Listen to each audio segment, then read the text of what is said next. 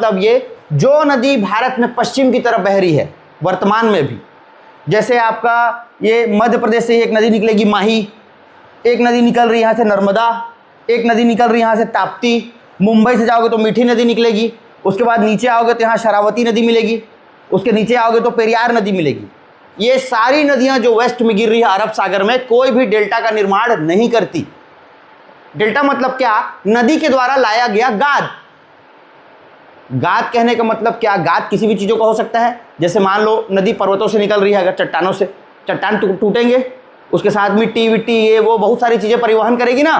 तो शुरू में जब नदी का आपका युवावस्था होता है उस समय तो सब ले जाती है आगे तक का, लेकिन जब उसकी वृद्धावस्था आती है, जब नदी का आपका धार फ्लो मैदान में जैसे उतरा ना, मैदान में पहाड़ से नदी उतरी मतलब वो आराम से बहेगी।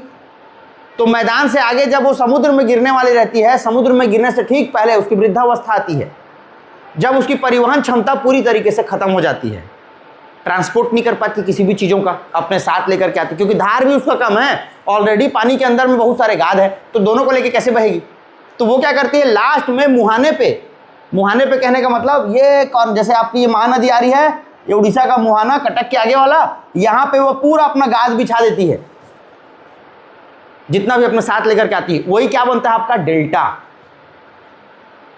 क्योंकि मैदानी हिस्सों से बह रही है तो बहुत सारी चीजें लेके आएगी गाद के रूप में, लेकिन वेस्ट में गिरने वाली नदी गाद नहीं लेके जाएगी, क्योंकि वेस्ट की नदियां चट्टानों से बहती हैं, तीव्र ढालों से बहेगी, और वेस्ट की नदियां क्या बनाएगी आपका एस्चुरी बनाएगी, ज्वार नद मुख बोलते हैं उसको।